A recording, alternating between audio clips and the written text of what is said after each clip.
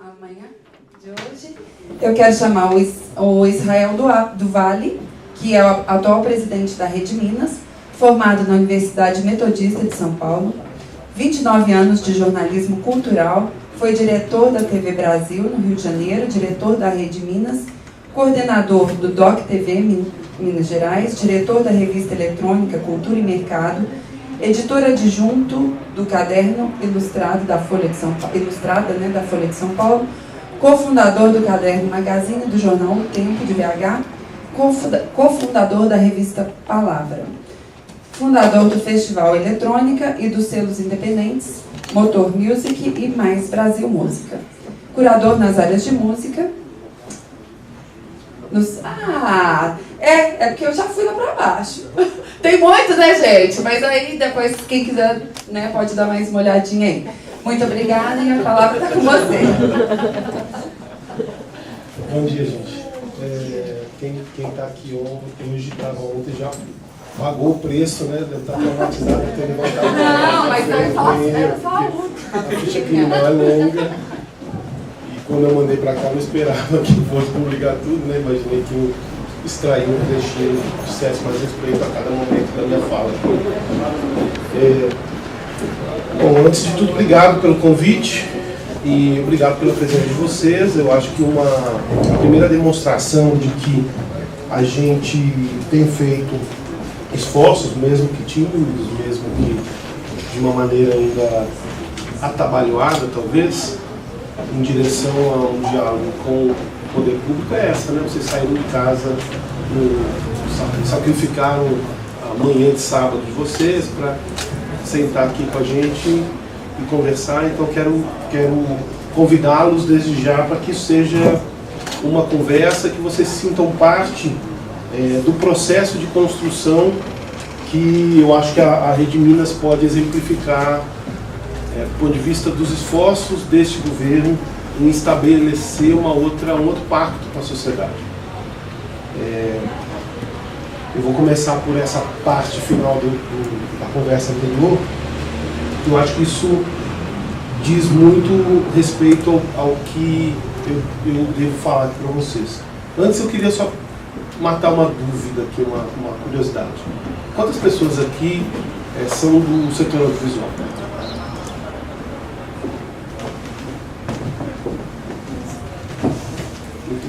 São poucas e boas.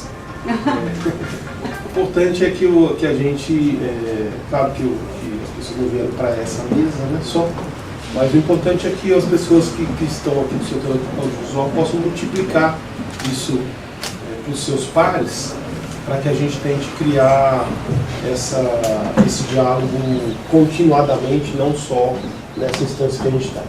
Bom, eu sou jornalista na área cultural e no decorrer da minha carreira eu fui me aproximando cada vez mais da engrenagem da cultura. E fui me interessando por isso e pela minha curiosidade com o bastidor e com o meu interesse pelas políticas públicas, pela cultura como setor econômico, pelas indústrias criativas, enfim, por essas possibilidades que vão se apresentando, eu fui me aproximando da gestão pública, pela primeira vez na própria Rede Minas, né, quando já fui diretor de programação e produção lá por 3 anos, e depois na TV Brasil. Eu fiz parte da equipe que montou a operação da TV Brasil no Rio de Janeiro. O que me move em direção, que me levou a esses lugares, é a minha condição, a minha visão de política pública enquanto cidadão. Eu tento defender isso do ponto de vista de quem está do outro lado num momento como esse em que eu estou agora. A minha visão de política pública é de que política pública se faz com as pessoas e não para as pessoas. Esse é um princípio que me move e eu tenho tentado, desde o primeiro momento em que pisei na Rede Minas, construir junto com os próprios funcionários, a começar dos próprios funcionários da TV uma outra dinâmica de trabalho, mais horizontalizada, mais colaborativa, mais participativa. Evidentemente que não inviabilize a operação da televisão, a gente trabalha num negócio que se mantém 24 horas no ar. Quer dizer, atualmente, pelas deficiências da TV nos últimos 3 meses, me parece, a gestão anterior optou por tirar a TV do ar a partir de 00:30 e voltar no comecinho da manhã. Mas logo a gente deve restabelecer as 24 horas no ar. É muito difícil fazer televisão, não é um esporte barato, é complexo, porque o tempo de televisão se conta em segundos. Os spots da interprogramação, dos intervalos, os VTzinhos dos intervalos, eles têm em geral 15, 30 segundos nas TVs, nas emissoras comerciais. A TV educativa tem uma liberalidade maior em relação a essa política, mas no final das contas trabalha com parâmetros muito próximos dos da TV comercial. O que a gente enxerga no confronto entre o fazer televisivo e a dinâmica da administração pública, eu acho que dá conta um pouco da complexidade e da distância entre o que se quer e o que se pode, o que se consegue na prática, né? A televisão, como a estrutura jurídica da televisão de uma fundação de direito público, ela está inteiramente atrelada às regras da administração pública, portanto, ela não pode abrir um processo de compras a partir de certo valor se isso não estiver absolutamente em conformidade com a Lei 866, que é a lei que regra as compras de bens, as contratações em geral de bens e serviços pela administração pública como um todo. Isso significa que qualquer decisão que se tome lá, mesmo que se tenha dinheiro, mesmo que se tenha um bom fornecedor, mesmo que o objetivo seja fazer a melhor televisão possível, se ela não atender aos processos e às exigências legais da administração pública, ela não pode ir adiante, por melhores que sejam os argumentos. Quer dizer, para determinadas contratações, a gente tem que abrir processo licitatório, por exemplo. Isso é um pequeno martírio, mas é parte da nossa vida. A gente tem que se ajustar para isso. Quer dizer que entre uma boa ideia e a efetivação dessa boa ideia, é preciso primeiro entender, né? Depois atender as exigências que definem o tempo das coisas. Não adianta eu querer botar um programa no ar novo semana que vem. Primeiro preciso ver se eu vou ter equipe para botar essa operação em pé. E na configuração de hoje, a Rede Minas vem reduzindo o seu quadro de funcionários contratados de outra forma que não concurso. A TV, só no ano passado, ela fez 30 anos, né, em dezembro, só no ano passado que a TV fez o seu primeiro concurso para a contratação do quadro funcional. Hoje, 2/3 praticamente dos funcionários são servidores públicos concursados. Isso traz vantagens e desvantagens, naturalmente. A principal vantagem é da possibilidade da continuidade dessas pessoas, independente de quem esteja no comando, de que partido esteja no governo, etc., etc., que pode ser benéfico no médio e no longo prazo. Mas no curto prazo isso traz restrições enormes para a gente, porque, enfim, há uma dificuldade já de origem, que é a capacidade do mercado, das empresas especializadas em fazer concurso, em atuar numa área tão específica. Há empresas de concursos que vivem de fazer isso o tempo todo, mas a demanda de concurso na área de televisão é muito pequena, então não tem necessariamente expertise e não necessariamente aquela empresa que vai realizar o concurso, que pode ser contratada nas condições que se tem, já fez alguma vez na vida um concurso voltado para isso. A gente vê na prática lá a dificuldade, né? Teve, além disso, claro, as regras do concurso também são muito determinantes. E as condições em que o concurso da Rede Minas foi feito foram bastante inadequadas, para usar um termo bem suave. Por exemplo, para que se tenha um entendimento, o concurso ofereceu uma faixa salarial. O primeiro, ele delimitou em dois cargos as contratações, que diferenciavam quem tinha curso superior e quem não tinha curso superior. O salário de quem tem curso superior hoje na TV entra como concursado é de R$ 2.180 e poucos reais. O salário de quem não tem curso superior é de R$ 1.200 e poucos reais. Por aí vocês podem ter parâmetro do perfil das pessoas que se interessaram em fazer. Esse salário é inferior ao que era pago pela própria televisão no momento anterior em que ela era administrada por uma OCIP. Essa OCIP foi inviabilizada por um questionamento do Ministério Público, há uma determinação legal de que se faça concursos, a TV foi autuada, tem uma multa de milhões que ela vai ter que pagar, a gente está tentando reverter para a produção de conteúdo e isso é parte, eu estou dando essa volta toda para chegar nisso, né?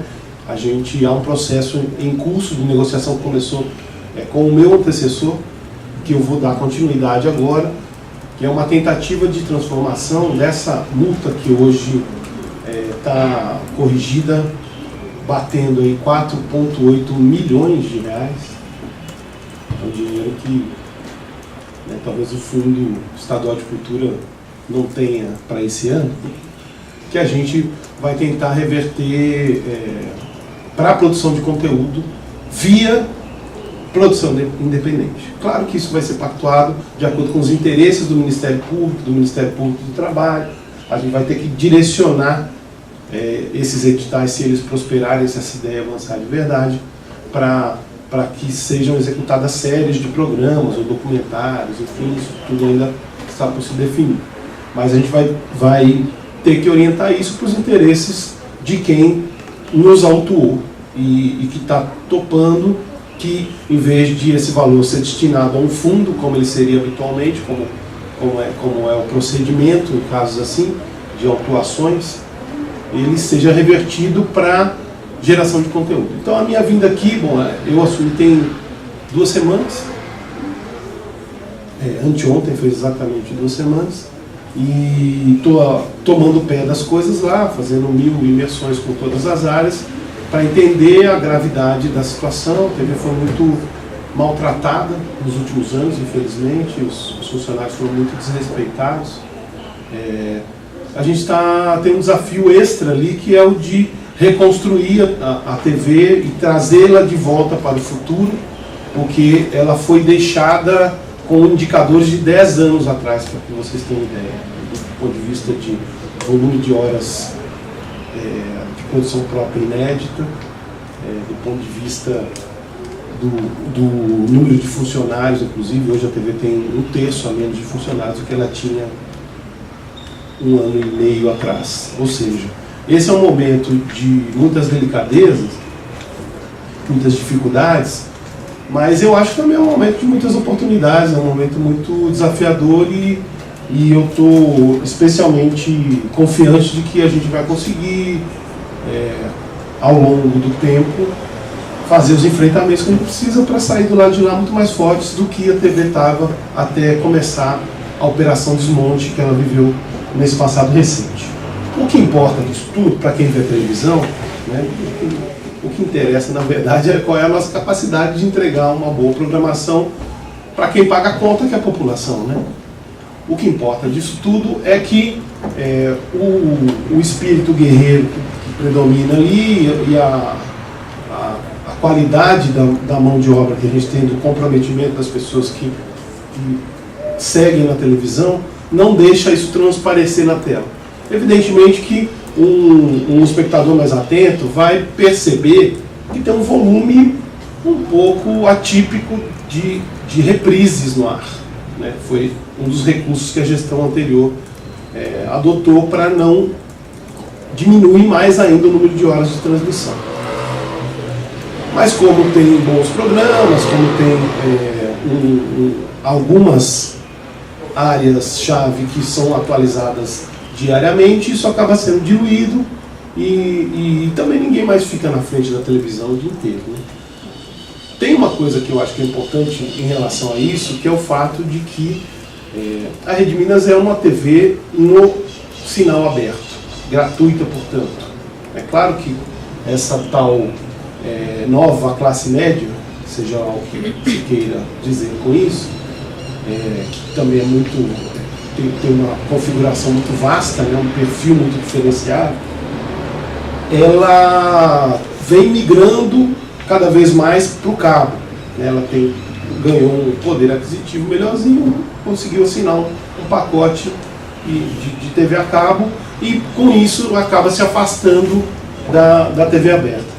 A gente tem algumas restrições, no caso da TV paga, porque parte das operadoras transmitem por DTH, que é a transmissão por satélite. E a legislação só obriga o carregamento dos canais educativos e culturais, como é a Rede Minas, nos canais a cabo, transmissão mesmo por fibra ótica. Então, dependendo do serviço que se assina, por exemplo, não sei se a GVT presta serviços aqui. Quem assina GVT? Não tem GVT aqui. Não, né?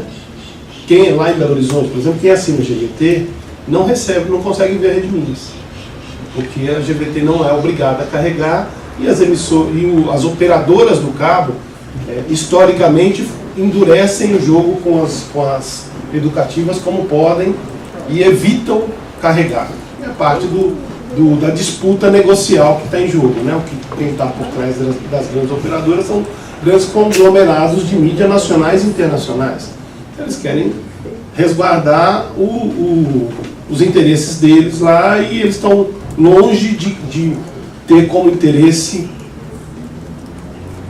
essencial a defesa da formação de um cidadão mais crítico, né? A defesa do interesse público mesmo, que é o que deve ou deveria nos orientar. A gente está nesse momento de reconstrução da TV, também fazendo essa autocrítica, né? Essa percepção da distinção entre televisão pública e televisão comercial, ela é muito ainda difusa. As pessoas dentro da própria televisão não têm clareza do que deveria orientar as nossas decisões. Isso é muito visível. Essa é a minha terceira passagem pela televisão, pela Rede Minas, e a segunda como gestor. Isso é muito claro para mim em todos os momentos em que eu estive lá. Da outra vez, como diretor de programação e produção, eu criei uma série de seminários para discutir televisão pública, para levar figuras de destaque no cenário nacional que pudessem dar contribuições para a gente tentar amadurecer aquilo. Agora, eu sinto falta, de verdade, de que a própria sociedade tenha essa clareza, uma clareza maior, né? Consiga fazer essa distinção.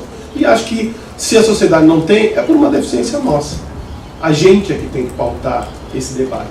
Então eu estou trazendo para vocês aqui também um convite para que vocês nos ajudem a engrossar esse caldo, para que vocês problematizem isso cotidianamente aí nas rodas da cultura, da comunicação, e ajudem a interferir no rumo do que vocês imaginam que uma TV educativa e cultural e pública, como é a Rede Minas, deveria fazer em defesa dos interesses de todos nós, enquanto cidadãos. Na minha chegada lá, 2 semanas atrás, a gente fez uma passagem de bastão ali com o meu antecessor e a gente fez isso publicamente, né, com 150 funcionários que estavam lá na hora, puderam deixar seus postos sem tirar a televisão do ar. E hoje a Rede Minas tem 350 funcionários, contando motoristas, office boys, pessoal que é contratado fora por uma empresa que presta serviços para o governo, que é uma empresa, é o máximo que é autorizado, assim, a contratação de faxineiros, de porteiros, de motoristas e tal. Mas hoje, nessa configuração de concurso público, isso acabou desencadeando a criação de uma associação de funcionários da TV. No meu segundo dia lá, no dia seguinte eu minha chegada, eu já sentei com essa associação para pactuar, para convidá-los, na verdade, para isso que eu estou convidando vocês aqui também. Vamos criar uma gestão mais horizontal. Vamos dialogar permanentemente.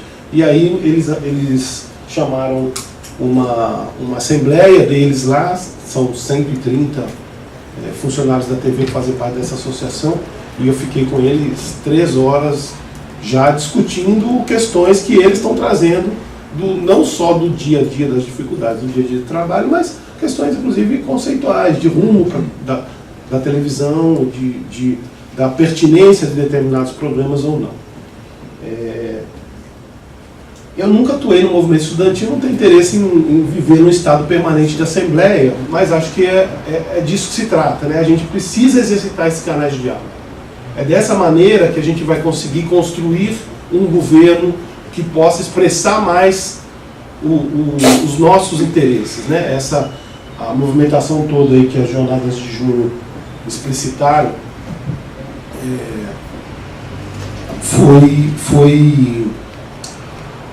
deixou muito claro que o cidadão não quer mais ser simplesmente representado, ele quer tomar parte das decisões. Então, é dessa democracia participativa que a gente está falando. E eu gostaria de tratar esse momento da televisão como uma tentativa de avançar nessa direção, e só vai se configurar, se consumar na prática, se esse chamado for atendido primeiro pelo setor cultural, porque essa é uma TV educativa e cultural, mas também pela educação, e eu já falei isso para a secretária de Educação, que acaba de assumir. A gente tem uma reunião nos próximos dias para tentar trazer a Secretaria de Educação hoje para mais perto da Rede Minas. A Rede Minas é atrelada já há alguns bons anos à Secretaria de Cultura, o que eu acho que é muito saudável, porque em anos anteriores ela já foi vinculada à Secretaria de Comunicação e aconteciam atrocidades, na minha opinião, para a condição de uma televisão pública e não estatal, como interromper a programação para que o governador entrasse falando sobre o que quer que seja, qualquer hora do dia ou da noite. Eu acho isso uma agressão com o cidadão, um desrespeito com o telespectador, e vocês podem ter certeza que isso vocês não verão, pelo menos enquanto eu estiver na televisão. Não é esse o espírito do governador Pimentel, felizmente. Mas na era Itamar foi assim. O Itamar pensava, e eu falava com mais de uma pessoa, já era um encontro público e já entrava ao vivo na televisão, enfim. Essa é uma das questões, né? A gente precisa distinguir o que a Constituição brasileira caracteriza. Há 3 modelos de televisão em operação no país, segundo a Constituição Federal. Não sou eu que quero que seja assim. A TV comercial, a TV pública e a TV estatal. A Rede Minas é uma TV pública. É evidente que há interesses de governo que precisam ser colocados na pauta da população. E a minha leitura disso, a minha visão, é de que o ponto de equilíbrio desse manejo está no que seja interesse do cidadão, né? Política pública, o governo nenhum faz política pública para si mesmo, né? Faz para o cidadão. Então, se ele tem coisas para comunicar que impactam a vida do cidadão, é preciso saber manejar essa informação e entregá-la para o cidadão. Só acho que o desafio, né, da gente é saber qual é a maneira de distinguir uma coisa de outra e como fazer essa entrega. Por exemplo, é uma prática na política em geral, na cobertura jornalística em geral, do declaratório, né? Os políticos vivem da oratória, afinal de contas. Então, todo dia tem lá uma esgrima verbal na cobertura política dos veículos. E fala-se muito a esmo, naturalmente, porque é só uma esgrima, né? No caso de uma TV pública, acho que um dos desafios é justamente evitar o jogo retórico, né, o embate pelo embate das disputas por espaço, entre partidos, entre determinados políticos, e tentar focar no resultado do que isso pode gerar na vida das pessoas. Então, um secretário de Cultura, estou dizendo para vocês uma coisa que eu ainda vou, claro que isso é uma conversa que eu já venho fazendo dentro do governo, né, mas eu vou fazer essa defesa e vou ter que pactuar esse ponto de equilíbrio dentro do governo. Isso se dá também muito no dia a dia, né? Mas o que não falta é ação que se precise comunicar, né? Todas as secretarias de cultura têm uma área de comunicação. Todos os dias os secretários se movem em direção a determinadas ações, né? Em tese, e no desejo de boa parte deles, tudo isso deveria ser comunicado por todos os canais, todos os meios possíveis, inclusive a televisão pública. Então a gente precisa ter condições de amadurecer esses filtros e enxergar qual a maneira de processar essa informação para entregar mais do que uma declaração de uma autoridade falando que vai fazer, né? Para mim, do ponto de vista do cidadão e de gestor público, o que eu espero que seja julgado é o resultado do meu trabalho. Então, espero que daqui a alguns meses eu possa falar sobre o resultado do meu trabalho mais do que sobre os meus desejos, né? E vocês possam me avaliar por isso também. Desculpem dar essa volta toda, mas eu acho que isso é importante para a gente entender este momento, né? Uberlândia é a primeira cidade que eu visito desde que eu assumi a TV, e eu devo fazer isso pelo interior todo. A Rede Minas já teve cerca de 40 afiliadas. Hoje, de 2 anos para cá, não tem contrato com nenhuma delas. Então, a rigor, se a gente for avaliar pela força da lei, todas as transmissões de programação da Rede Minas hoje seriam piratas. Evidente que não é disso que se trata, porque são condições de parceiros, né, estratégicos, que têm interesse na nossa programação, e o nosso interesse é que ela seja vista, né? Aliás, quantas pessoas aqui assistem Rede Minas? Isso também é sintomático. Então fica o convite para quem não assiste, para nos dar a chance, tentar identificar programas que estejam lá do seu interesse. Ninguém consegue assistir uma televisão, um canal só, o tempo todo, né, evidentemente, sobretudo nesse cenário de multiplicidade de janelas que se tem, né, de internet, de celular, etc, etc.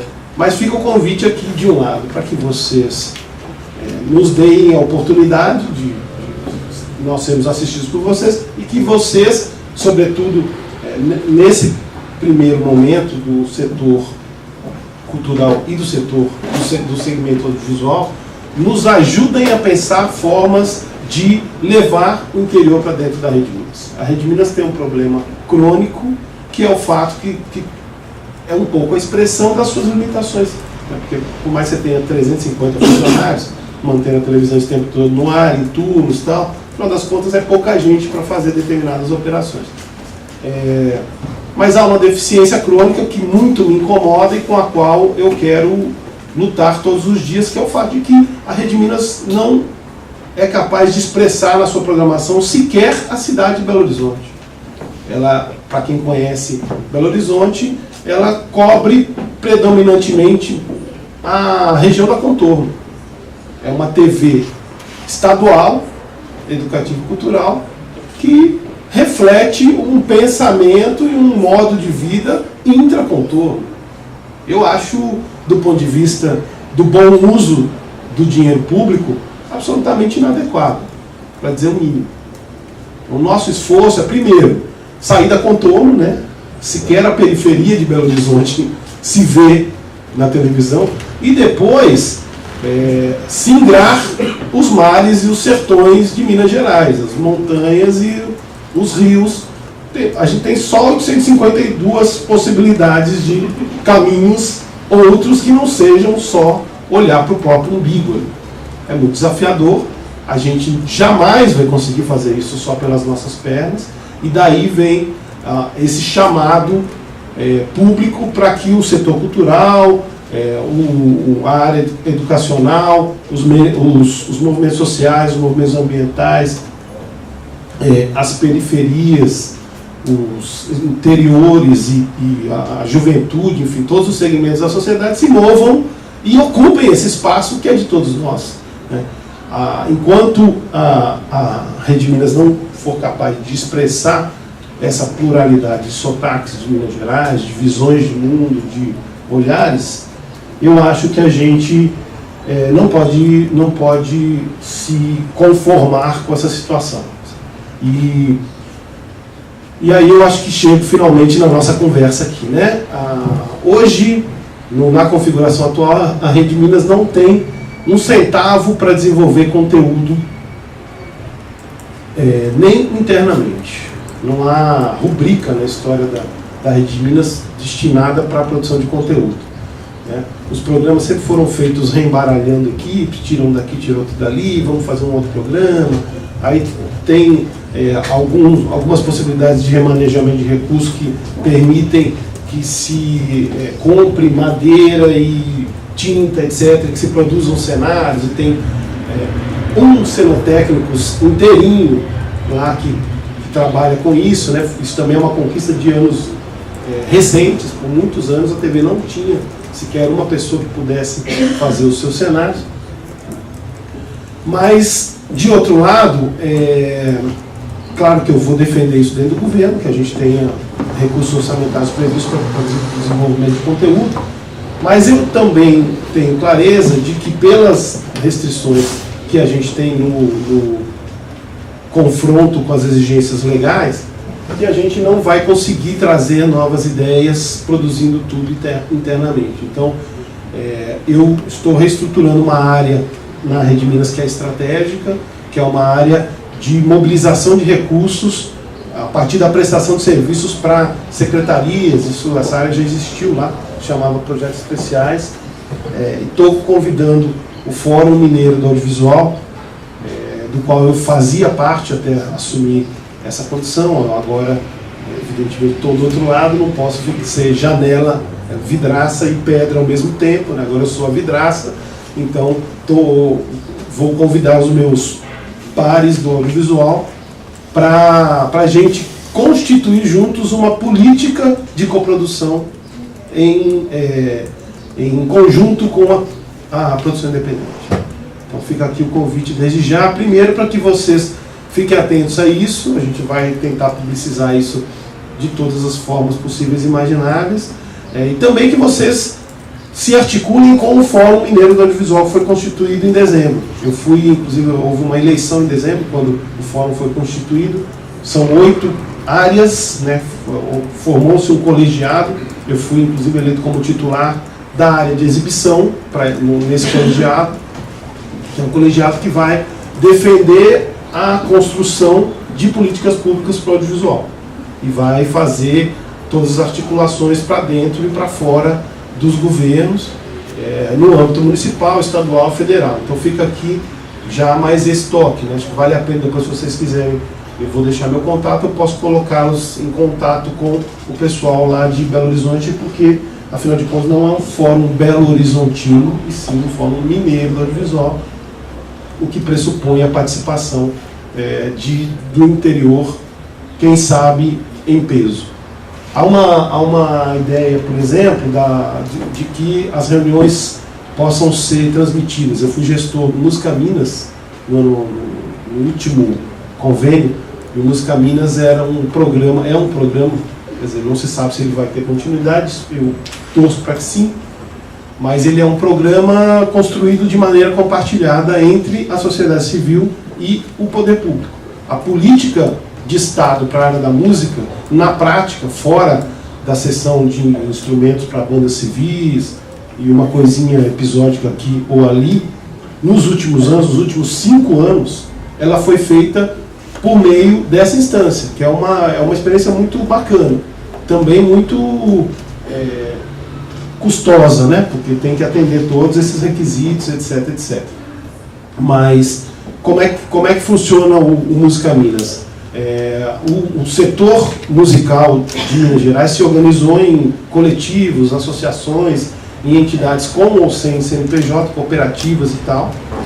Essas cooperativas se reuniram em torno do Fórum da Música de Minas Gerais e propuseram esse desenho para a secretaria. Isso foi construído de forma compartilhada ainda na gestão da ex-secretária Eleonora Santa Rosa, que foi quando eu estava da outra vez na Rede Minas, inclusive. Esse desenho de formulação de políticas de maneira compartilhada entre poder público e sociedade civil parece um grande avanço em direção a dar uma cara que expresse os nossos desejos. Como é que funciona na prática? As entidades da música discutem quais são os programas, as políticas e as ações que esperam que o governo crie para a sua área, para atender suas demandas. O dinheiro é sempre menor do que se gostaria, do que é necessário, mas o fato é que é a sociedade construindo uma resposta para ela mesma, dando para o governo um atalho para que ele atenda diretamente os interesses que foram pactuados por essa instância. Então, o Fórum da Música de Minas Gerais propõe, valida com o governo faz lá os seus reparos, etc., nada muito substancial em geral, e o Fórum executa essa política. Nos últimos anos, no primeiro ano, a Secretaria de Estado de Cultura destinou 1,5 milhão, ainda na gestão Eleonora, quando isso foi criado. Nos anos subsequentes, esse valor desceu para 1.105.000, que é o que vigorou até o ano passado, na verdade, pela troca de guarda de governo. O último convênio, normalmente os convênios são anuais, o último convênio foi um convênio semestral só para fechar a tampa daquela gestão. E aí o valor foi reduzido um pouco mais ainda, infelizmente. Mas eu acho que esse desenho é um desenho bem interessante e participei do grupo de governança da Constituição do Fórum Mineiro do Audiovisual, levando essa ideia para lá. Que o Fórum tente propor a este novo governo que pelo menos parte das suas políticas voltadas para o audiovisual sejam definidas em conjunto com a sociedade nesse modelo ou em alguma outra coisa que aperfeiçoe esse modelo. Eu acho que isso é importante que vocês tenham clareza disso, porque eu tenho todo entendimento da distância do Triângulo Mineiro para Belo Horizonte, na verdade, da distância do alcance das políticas produzidas a partir da capital para o interior como um todo, especialmente aqui no Triângulo Mineiro. Isso se reflete também na audiência que a Rede Minas tem numa plateia tão qualificada como essa aqui, né? É esse o nosso desafio. Como é que a gente encurta essas distâncias, como é que a gente cria um diálogo continuado, como é que a gente constrói juntos soluções que vão atender de fato as demandas de quem vive no dia a dia ali e atua na ponta, né? A gente não pode pensar televisão, nem fazer televisão para nós mesmos.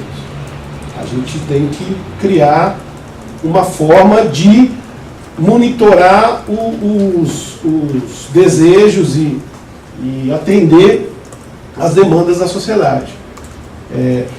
O caminho mais viável nesse primeiro momento, pensando aí na possibilidade de conseguir manejar recursos extra-orçamentários, de mover isso em direção à sociedade, é esse desenho que não deixa de ser um pequeno martírio, mas é o que é possível dos editais públicos, ou dos prêmios, né? No Música Minas a gente trabalhava muito com essa possibilidade dos prêmios, que é uma coisa que os governos diretamente não conseguem fazer. Mas uma estrutura como essa do Fórum da Música, por meio de um convênio, é possível criar prêmios. Qual que é a diferença? O prêmio tem muito menos exigências, é um edital também, da mesma maneira, mas ele tem muito menos exigências de prestações de contas. Você tem que comprovar que você usou o recurso naquilo que você se dispôs a fazer, evidentemente, né? Mas é muito menos burocrático, muito menos tormentoso. Não acho que seja o desenho ideal, mas já é um avanço em relação ao martírio das planilhas, dos formulários, ainda hoje físicos, né? Eu acho uma coisa inimaginável você ainda ter que escrever, imprimir e mandar o que quer que seja pelo correio, né? Numa instância como essa, num estado desse tamanho. Enfim, não tenho dúvidas de que o secretário João Oswaldo está muito empenhado também em encurtar esses caminhos. Evidentemente, não se dá viradas como essa, da digitalização absoluta do processo de participação nos editais da noite para o dia, mas podem ter em vista que isso deve acontecer aí no médio prazo, certamente, né? Isso é um dos desafios desse governo, criar essas instâncias de governança digital. Eu acho que a Rede Minas, para finalizar aqui, o último raciocínio para eu tentar mostrar para vocês qual é o meu pensamento sobre esse momento da TV e que oportunidades a gente teria, inclusive para a construção disso todos juntos. A gente vive um momento histórico muito desafiador, que é esse da migração do sistema analógico para o sistema digital. A implantação do sistema de TV digital no Brasil, ela vem sendo feita aos soluços, porque ela demanda muitos recursos. Estive visitando a TVU aqui, por exemplo, o professor estava me dizendo que das dificuldades de mover os recursos para essa digitalização, para a migração, para essa nova condição, né? Isso afeta todos nós, inclusive a Rede Minas, que é uma emissora que tem uma condição, entre muitas aspas, privilegiada, porque ela tem um pai grande chamado Governo do Estado. As TVs, as retransmissoras, a rede de geradoras e retransmissoras que a TV tem, as suas afiliadas, elas não têm um pai grande, não desse tamanho pelo menos. Normalmente elas vivem do apoio, no caso das TVs universitárias da universidade, no caso de outras emissoras educativas e culturais das prefeituras ou câmaras de vereadores e tal. Eu ainda vou ter que fazer um processo de convencimento, na verdade já venho fazendo isso, né, desde o meu primeiro dia de trabalho. Eu já estou fazendo as articulações políticas necessárias, né, no executivo e no legislativo, para os convencimentos que a gente vai ter que costurar para mover esses recursos, né? Tem um investimento estimado em algo da ordem de 16 a 20 milhões para poder fazer essa passagem do sistema analógico para o digital. O que nos beneficia nesse momento é o fato de que a lei exige, a lei que criou a TV a cabo, ela define 2016 como a data limite para essa migração, ou seja, as emissoras que operam a partir das capitais vão ter que desligar o sistema analógico e passar a transmitir só no sistema digital. Hoje, na prática, significaria que a Rede Minas sairia do ar. Então, se for do entendimento desse governo que essa emissora não pode sair do ar, e eu não tenho dúvidas de que há esse entendimento, a gente vai precisar acelerar esse processo. A gente poderia fazer isso tentando renovar o nosso parque tecnológico, se eu posso chamar assim, o festival de gambiarras que mantém a televisão no ar, ou deixar o sucatão para trás e fazer o investimento necessário para dar um salto de verdade que vai dar segurança para a transmissão da TV e melhorar muito a qualidade da entrega do nosso sinal por décadas, né? E é essa defesa que eu venho fazendo, já tive conversas bem estratégicas com figuras-chave na estrutura do governo. A semana, inclusive, tem mais uma rodada de conversa com o líder do governo na Assembleia, com o secretário de governo e com o subsecretário de comunicação. Eu espero que a partir do ano que vem, nesse contexto de produção colaborativa de conteúdo com a sociedade, quando eu falo em produção independente, eu não estou falando só das produtoras estruturadas, com CNPJ, estou falando da população. Hoje todo mundo faz vídeo. Claro que tem ideias e linguagens mais consistentes, menos consistentes, condições técnicas mais adequadas ou não, tal. O que a gente vai precisar é criar maneiras de mapear esses conteúdos que já estão em circulação aí nas redes e tal, ver o que é que teria relevância e perfil para uma emissora pública com essa configuração educativa e cultural, e levar isso para a emissora, para os lugares onde isso couber. Por exemplo, se tiver um assunto relevante do ponto de vista da notícia que caiba ser levado ao telejornal, a gente pode muito bem diminuir um pouco ali as exigências do padrão técnico, porque o imperativo aí é a notícia. Agora, para fazer uma coisa mais cuidadosa, que exija uma fotografia melhor, etc., talvez não dê para um amador com celular apresentar essa proposta. Então, talvez aí a gente já esteja falando mais na direção das produtoras independentes ou de um videomaker, porque hoje também tem muita gente que trabalha em carreira solo, né? Um estudante de comunicação ou de cinema, não sei se tem curso de cinema aqui, não, né? Já teve? Pois é, hoje um estudante de cinema tem a sua camerinha, tem uma ilha de edição ali e faz as coisas na base da guerrilha, e tem muitas coisas com muita consistência, com muita qualidade, que poderiam estar sendo aproveitadas. Tem uma ideia que eu venho discutindo lá com parte da minha equipe nos últimos dias, é a gente começar a estimular esse fluxo via web mesmo. Quer dizer, criar uma espécie de Rede Minas 2, uma web TV, que tem uma programação independente dessa que está no ar. Inclusive como laboratório, porque a partir da migração digital, a Rede Minas pode transmitir até 4 programações. Uma programação que é essa que já está no ar, e 3 outras que ela vai definir sequer, né, e que rumo vão ter. É claro que assim, uma emissora que não tem hoje onde cair morto, que cai, conta moedinha, consegue fazer uma programação, não vai fazer 4. Então isso requer esse esforço concentrado aí, essa ampliação dos canais de geração de conteúdo. E é disso que se trata nesse momento. Então, para fechar o raciocínio, ano que vem tem que migrar do sinal analógico para o digital.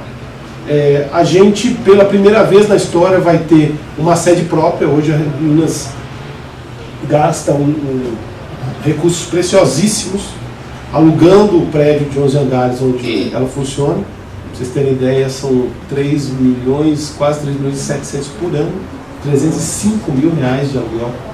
É um dinheiro que não existe para nada lá dentro. A gente gasta com isso porque assim tem sido nos últimos 20 anos. É a condição que a gente herdou, e não tem sentido você sair de lá para pagar um outro aluguel.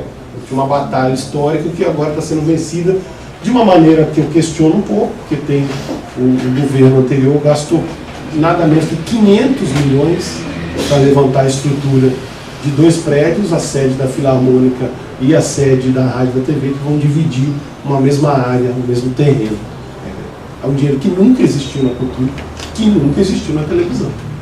Enfim, né, situação dada, eu vou do meu lado comemorar que o privilégio de estar nesse momento ali no ponto de virada que vai nos permitir uma certa estabilidade, vai permitir também operar em condições mais adequadas, porque você fazer televisão num prédio é completamente fora de bom senso, porque o prédio não foi pensado para ser televisão, ele foi construído, a televisão foi para lá, imagina. Então tem problemas técnicos mesmo, de altura de pé direito dos estúdios, isso exige determinados, gera restrições para o equipamento de iluminação, então isso interfere na qualidade da fotografia, da imagem que se vê no ar, né? Não é uma coisa qualquer, isso é determinante para a qualidade da TV que a gente tem.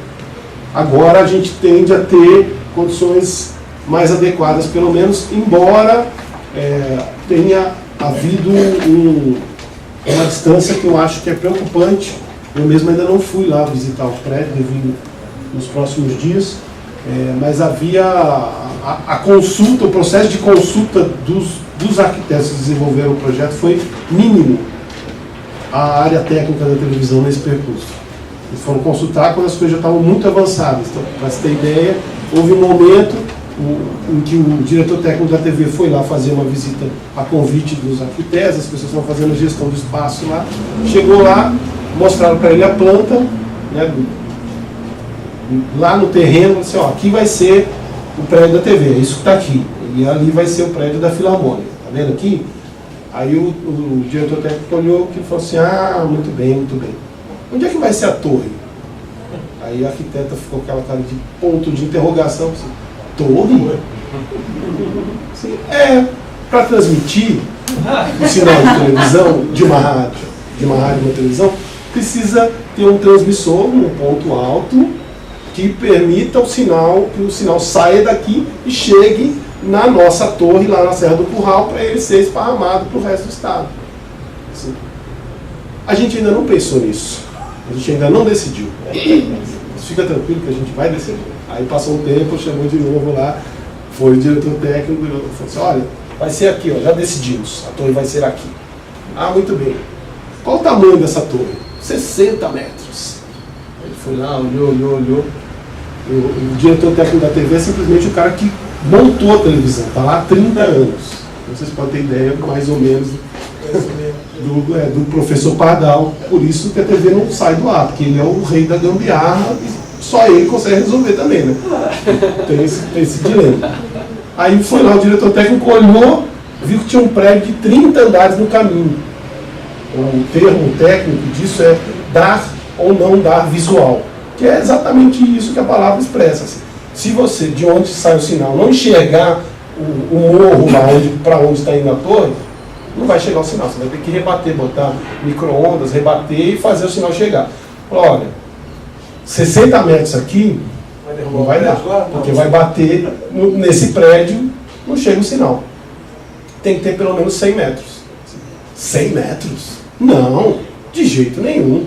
Não pode, vai agredir o projeto. Esteticamente, não, tem um risco, eu não sei se a fundação vai pegar. Não, tudo bem, a gente pode fazer ter um prédio com a televisão, uma rádio e não transmitir também, né?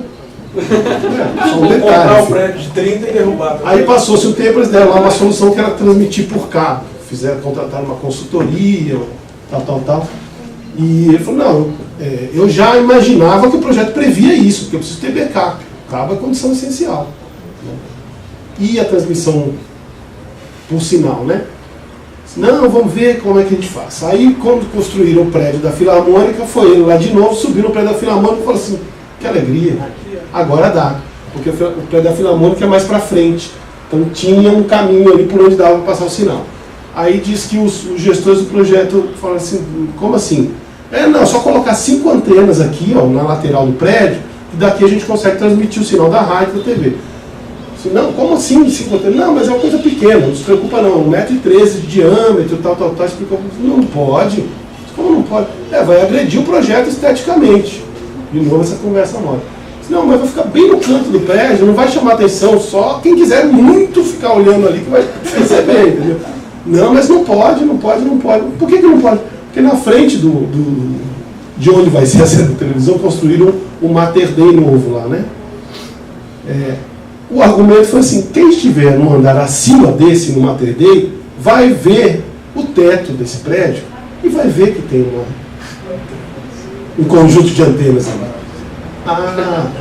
Poxa vida, que bacana essa preocupação, né, com a visão de política pública, né? Não quer agredir meia dúzia de pacientes do Mater Dei, é melhor não agredir visualmente, se é que isso pode ser uma agressão, meia dúzia de pacientes do Mater Dei, atender 20 milhões de pessoas, realmente. Partindo do princípio que fosse uma agressão. Partindo do princípio, imagina, né? Enfim, então por aí vocês podem entender o tamanho